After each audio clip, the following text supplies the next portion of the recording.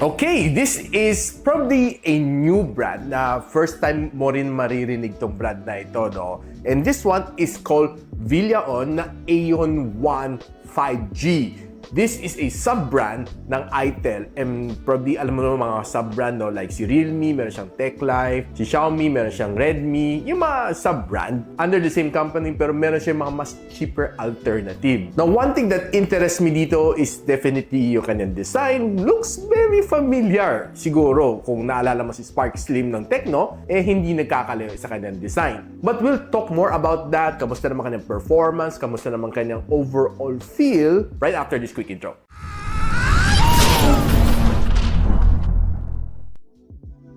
So one thing that I like dito sa kanyang box is shiny, no? Pag natamaan medyo silverish ang kanyang finish and andyan yung print, no? Attractive talaga ang kanyang box. Presentation-wise for me, kahit this is a budget phone, okay. You get a 12 months na warranty sa Car Care, no? So si Car Care is the official warranty center ng itel, ng Tecno, and ni Infinix. So hindi na natin patagalin, buksan ko muna.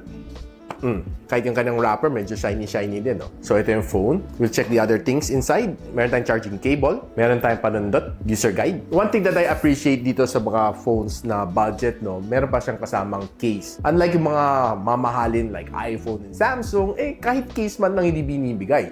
Don't expect na magnetic to, guys, ha? It's just a design. Akala ko nga una may magnet, pero likod niya wala. Nothing. So, hindi siya magnetic. And we also have a very small na 10 watts charging brick. That's all for the unboxing. So, ilabas na natin ito. O, di ba? Ang linis tingnan. Meron siyang dalawang color, no? May white and may black. And I think, si white color medyo mas stand out compared sa kanyang black color. Now, ito si Villaon Aeon One 5G na may 4 plus 8 gigs of RAM and 64 gigs of storage. Ang presyo niya 5,999. Pero normally, you get it cheaper if you click the links on the description box below or just simply click yung YouTube shopping link natin para makamenos kayo. It went as low as around 4,500 or 4,600 if I'm not mistaken. Click nyo na lang YouTube shopping link para makita nyo yung mga vouchers na kasama. Minsan yung channel ko namimigay ng 2,000 pesos na voucher, 2,200 or 2,500. Depende kung anong binigay sa akin ng YouTube, yun ang matatanggap ninyo. Coming from me.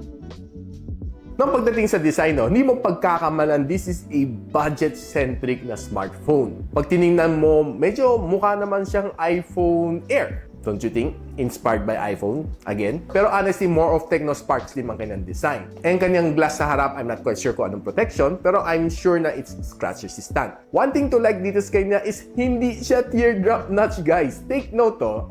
Tinan nyo, hindi siya teardrop notch. Unlike si Poco C81, halos na ganung presyo, teardrop notch pa rin siya. No, medyo makapal ang kanyang baba and medyo makapal ang kanyang bezel, but I ain't complaining kasi budget nga siya, eh. At pag tinignan mo naman kanyang camera dito sa likod, no, symmetrical naman siya. Parang headlight lang ng kotse. Now, if you want the full complete spec sheet ng Villaon Aeon One 5G, share ko muna sa inyo.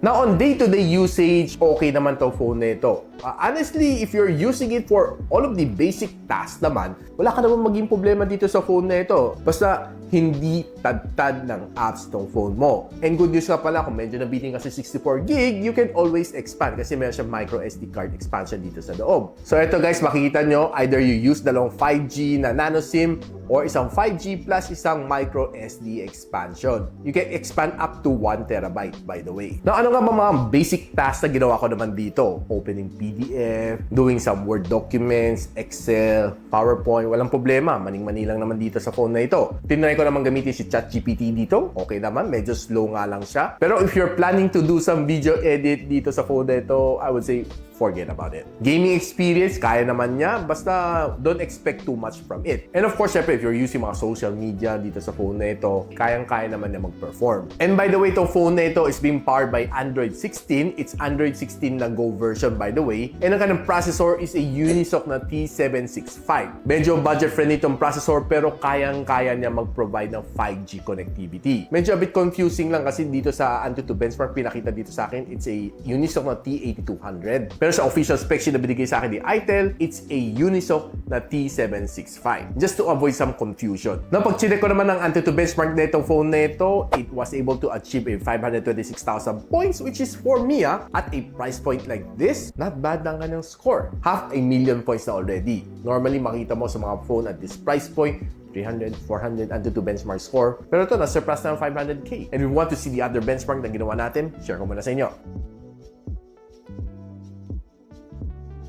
Now, pagdating naman sa kanyang battery, this one, wala naman ko kailangan ipagmalaki dito sa kanya dahil it is just a industry standard of 5,000 mAh na battery supporting 10 watts the charging, which is a little bit slow pagdating sa 2026. Pero of course, you always have to put in mind na this is just a budget phone. So, hindi mo expect mga charging speed like 30 watts, 45 watts. So matuwa ka nga kung bigyan ka ng 15 watts eh. Pero ito, medyo doon ako kunti na dismaya dahil sa kanyang bagal lang ng charging. Pero pagdating naman sa ng battery life, not bad. It can last you for a whole day without charging. Ginamit ko naman siya normal daily usage lang, and at times ginamit ko siya pang tether, pang hotspot. Okay, tumatagal naman siya. And nung sinalang ko to sa PC Mark na battery stress test, I was able to get a 13 hours and a half na screen on time.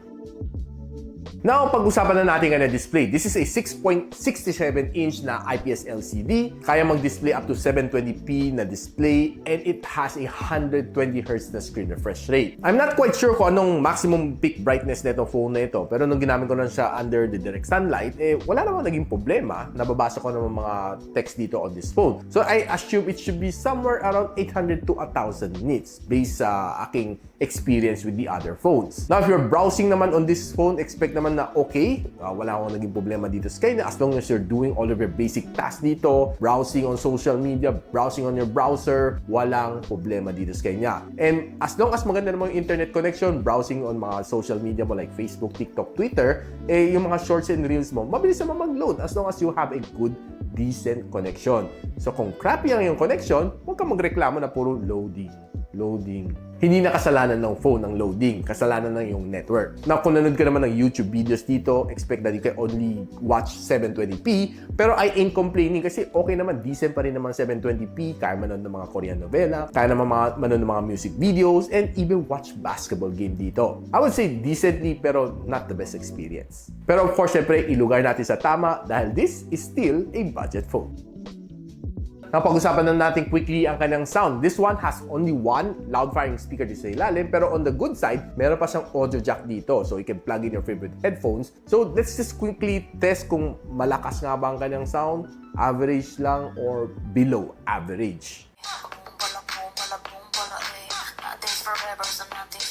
Yung kanyang sound is, for me, tama lang. Probably a little bit below average para sa akin. Hindi siya ganong kalakasan. So I would suggest that putting on your favorite headphones to give you a better experience.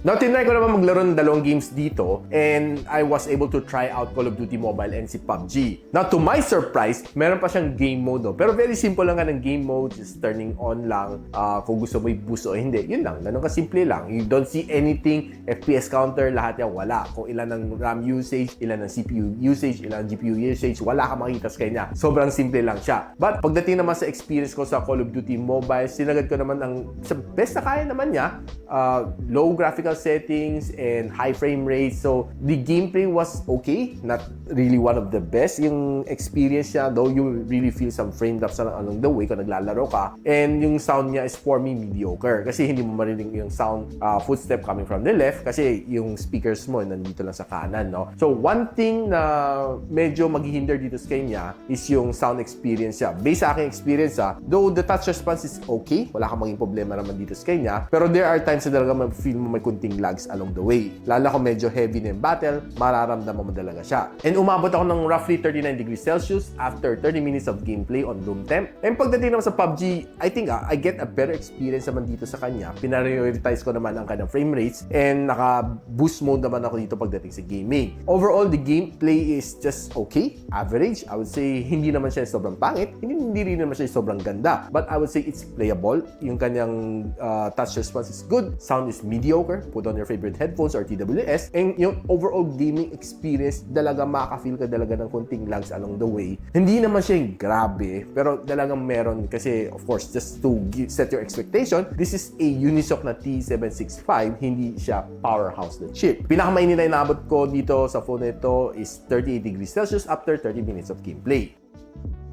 Now, quickly pag-usapan na natin camera. Ang kanyang likod is a 13MP shooter which can give you a 1080p and 30fps na recording, and ang kanyang harap is a 8MP which can also give you the same 1080p and 30fps na recording. Now, quickly, let's just run through some of the photos na na-capture natin on this phone. Though the camera is not one of its strength, one of the things na napansin ko dito sa kanya pag nagka-capture ka ng mga greens on outdoor is that it's a little bit grainy. Hindi naman sobrang heavy ang kanyang graininess, pero overall makita mo na hindi siya ganun ka-sharp. And pag zoom in mo siya, makita mo, it's a little bit soft, no? Kahit on outdoors, kahit maganda namang ang sikat ng araw. Pero there are times na makakuha ka ng some good shots naman just like this one. Of course, it's mga phone like this one, mga budget, I would always say that it's a little bit hit or miss. And this is another camera na medyo hit and miss. Now, tinry ko naman some product photography on indoor, low light. Okay naman, decent, not the best, but you'll be able to capture some a little bit darker na photos, lalo na pag medyo dark ang surrounding, you'll be able to get some dark one. And some food photography, I would say, pwede na. Pero hindi lang yung sobrang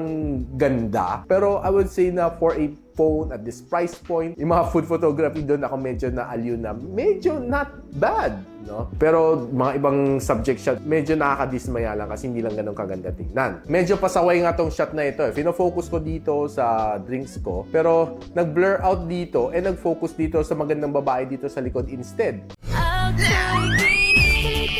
Now, if you're trying to take some selfie shots on outdoor, expect na hindi rin ganun kaganda. It's a little bit soft. Don't expect too much sa kanyang camera kasi talagang hanggang dyan lang kanyang performance. And pagdating sa indoor, it's even much worse than outdoor. Now guys, ano masasabi ko dito sa sub-brand ng Itel which is Villaon Aeon One 5G? Honestly, if you can get this or grab this at around mga 4K something, talagang sulit na sulit. Kasi one, you get a 5G connectivity, and two, you get a design na halos medyo nasa sub-mid-range ang kanyang itsura. Overall experience ito sa phone na ito is not bad. Actually, ginagamit ko nga siya pang tethering ng 5G, okay na okay siya. Now, if you're someone na on the budget, should you get this phone? I would say na pretty not bad, solid naman itong phone na ito. Ilugar lang natin sa tama, no, dahil this is still a budget phone, but overall, I would say not bad siya. So kung gusto mo malaman kung saan nyo makukuha itong phone na ito, I'll pop the link on the description box below. And of course, syempre, don't forget to click yung YouTube shopping link para makuha nyo mga vouchers para dito sa Itel na Villaon Aeon One 5G. So of course guys, inaanyayahan ko kayo to like, subscribe dito sa aking channel so you can watch some rare reviews just like this one, si Itel na Villaon Aeon One 5G. I think parang wala pa ito nag-review ibang tech reviewer na ito. So paano guys, hanggang dito muna ako. I'll see you when you see me. Peace out. And so, ako para si Richmond and you're watching Gadget Sidekick. Like and subscribe to my channel. Don't forget to hit that notification bell. For one of my latest uploads, click the dito. And for one of my popular uploads, click here.